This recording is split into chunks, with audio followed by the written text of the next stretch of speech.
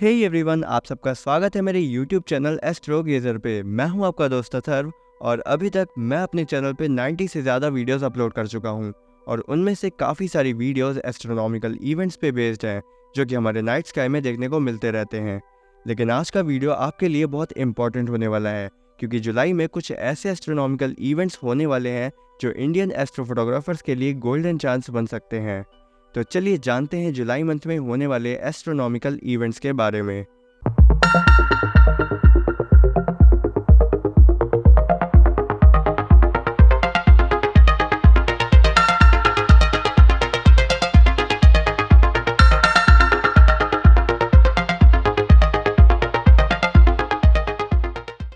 इस मंथ में जो भी एस्ट्रोनॉमिकल इवेंट्स होने वाले हैं उन्हें देखना थोड़ा मुश्किल हो सकता है क्योंकि अब हमारे इंडिया में मॉनसून का टाइम आ गया है और लगभग हर जगह बारिश और क्लाउड्स रहेंगे। तो चलिए जानते हैं इस मंथ के पहले एस्ट्रोनॉमिकल इवेंट के बारे में। तो ये होगा 2 जुलाई को, जो कि है मून और प्लैनेट मार्स का कंजंक्शन। कुछ मंथ्स पहले ही हमारे नाइट स्काई में एक और प्लैनेट विजिबल होना शुरू हो गया जो है मार्स। ये मॉर्निंग टाइम में ही विजिबल होता है बट इसे देखना अब ईजी हो गया है क्योंकि ये होराइजन लेवल से काफ़ी ऊपर आ जाता है। अगर आपको मार्स और मून का कंजंक्शन देखना है तो आप इसे 2 जुलाई की मॉर्निंग में नेकेड आइज से भी स्पॉट कर सकते हैं क्योंकि मार्स मून के राइट में होगा और क्रिसेंट फेज होने की वजह से मून की ब्राइटनेस भी कम होगी। अगर आपके पास कोई टेलीस्कोप है तो आप उसे बेटर व्यूज के लिए यूज कर सकते हैं। इस इवेंट में एक और खासियत होगी, इस दिन मून के राइट साइड में मार्स होगा और अगर ठीक से ऑब्जर्व किया जाए तो मून के अप्रॉक्स 5 डिग्री नीचे आपको प्लैनेट यूरेनस भी देखने को मिलेगा और इसे आप यूरेनस को कैप्चर करने के लिए बेस्ट अपॉर्चुनिटी की तरह भी यूज कर सकते हो। बढ़ते हैं दूसरे एस्ट्रोनॉमिकल इवेंट की तरफ जो है प्लाइडस मून और जुपिटर का कंजंक्शन। अगर आप दूसरी साइट्स पे जाके एस्ट्रोनॉमिकल इवेंट्स को सर्च करते हैं तो आपको पूरी नॉलेज मिलने के चांसेस थोड़े कम हैं। वहाँ पे आपको बस मून और जुपिटर के कंजंक्शन के बारे में ही बताया जाएगा, लेकिन मैं आपके लिए ये वीडियो प्रॉपर रिसर्च के बाद लेके आ रहा हूँ, इसलिए आपको यहाँ पे हर एक चीज को बेटर तरीके से जानने का मौका मिलेगा। तो ये इवेंट आपको 3 जुलाई की मॉर्निंग में देखने को मिलेगा जिसमें प्लाइड स्टार क्लस्टर और जुपिटर के बीच में आपको क्रिसेंट मून देखने को मिलेगा और इससे आप टारगेट लेके जुपिटर और प्लाइडस को इजीली ढूंढ सकते हैं। बट क्योंकि जुपिटर अभी होराइजन लेवल से ज्यादा ऊपर नहीं आता है तो आपको ज्यादा डिटेल्स मिल नहीं पाएंगी, तो इस इवेंट को देखना बिल्कुल भी मत भूलिएगा। इसके बाद हर एक एस्ट्रोफोटोग्राफर के लिए अच्छे दिन शुरू हो जाएंगे क्योंकि 5 जुलाई को न्यू मून है। अब आप में से कई सारे लोग सोच रहे होंगे कि न्यू मून क्या होता है, तो मैं उन्हें बता दूं कि न्यू मून का दिन और उसके बाद का एक वीक सबसे बेस्ट टाइम होता है किसी भी डीप स्काई ऑब्जेक्ट को कैप्चर करने के लिए, क्योंकि इन दिनों में मून लाइट बिल्कुल भी अफेक्ट नहीं करती और डार्क स्काई होने की वजह से एस्ट्रोफोटोग्राफर्स को अच्छे रिजल्ट्स देखने को मिलते हैं। बट इस मंथ में बारिश और बादल ज्यादा एक्टिव रहने वाले हैं, तो आई डोंट नो कि ये सब हमें नसीब होने वाला है या नहीं। खैर बढ़ते हैं इस मंथ में होने वाले 4th एस्ट्रोनॉमिकल इवेंट की तरफ जो है मार्स और यूरेनस का कंजंक्शन।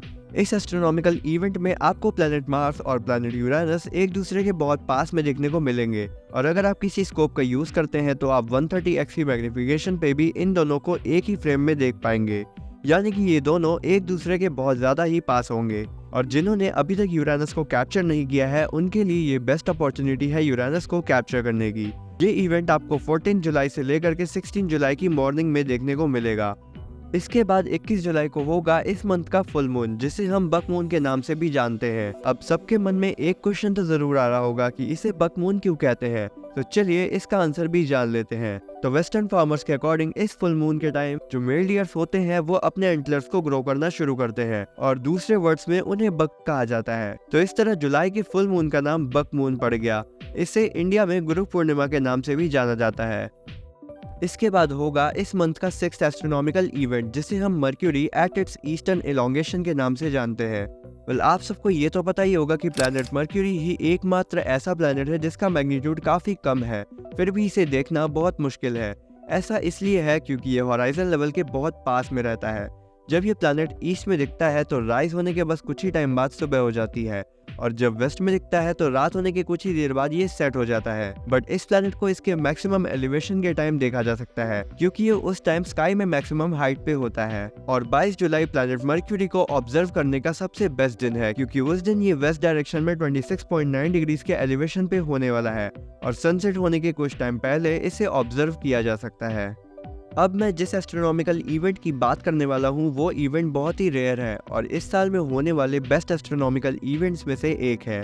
तो ये है लूनर ऑकल्टेशन ऑफ सैटर्न। इस एस्ट्रोनॉमिकल इवेंट में आपको सैटर्न मून के पीछे से पास होता हुआ दिखेगा, यानी कि कुछ देर के लिए सैटर्न मून के पीछे चला जाएगा और कुछ टाइम बाद दूसरी साइड से निकलेगा।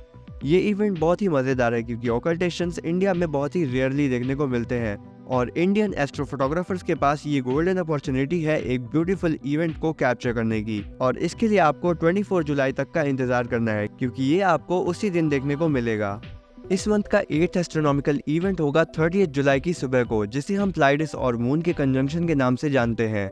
ये एस्ट्रोनॉमिकल इवेंट भी काफी अमेजिंग होगा क्योंकि इसमें मून प्लाइडस स्टार क्लस्टर के जस्ट ऊपर से होके गुजरेगा। इसे हम शॉर्ट में लूनर ऑकल्टेशन ऑफ प्लाइडस भी कह सकते हैं। तो इस इवेंट को देखना भी बिल्कुल मिस मत करिएगा। बढ़ते हैं इस मंथ के लास्ट एस्ट्रोनॉमिकल इवेंट की तरफ, जो होगा 31 जुलाई को, और ये है मून और प्लैनेट जुपिटर का कंजंक्शन। ये उतना रेयर इवेंट नहीं है और ये लगभग हर मंथ में ही देखने को मिलेगा, बट स्टिल ये एक ब्यूटीफुल एस्ट्रोनॉमिकल इवेंट है, तो इसे भी आप अपने स्कोप की हेल्प से जरूर ऑब्जर्व करिएगा। तो ये थे जुलाई 2024 में होने वाले एस्ट्रोनॉमिकल इवेंट्स और इनमें से कुछ इवेंट्स को देखने के लिए आपको टेलीस्कोप की ज़रूरत पड़ेगी। तो उसके लिए आप डिस्क्रिप्शन बॉक्स चेक करिए, मैंने वहाँ पे कुछ टेलीस्कोप्स की लिंक दे रखी है जिन्हें बाय करके आप इन इवेंट्स को इजीली ऑब्जर्व कर पाएंगे। अगर वेदर कंडीशन सही रहती है तो इनमें से कई सारे इवेंट्स को मैं अपने टेलीस्कोप से कैप्चर करूँगा और उनकी वीडियो चैनल पे आएगी। तो मेरे YouTube चैनल को सब्सक्राइब जरूर कर लीजिएगा और वीडियो पसंद आया हो तो एक लाइक और प्यारा सा कमेंट भी जरूर कर दीजिएगा। तो आज के वीडियो में बस इतना ही, मिलेंगे किसी न्यू एस्ट्रोफोटोग्राफी वीडियो में, तब तक के लिए जय हिंद दोस्तों।